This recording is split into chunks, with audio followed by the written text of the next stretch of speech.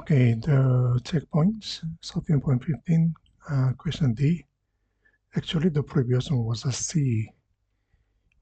Here, interface A, and then void print, which is correct. Okay, nothing wrong with it, because interface can have only constants and then abstract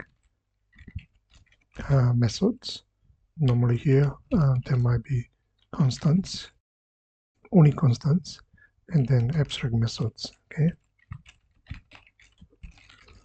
that's why for the abstract method we can omit public abstract.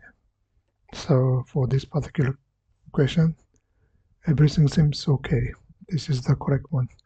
So previous A, B, and C, there was a mistake or some problems, but this one is the correct one. That's it. Thank you.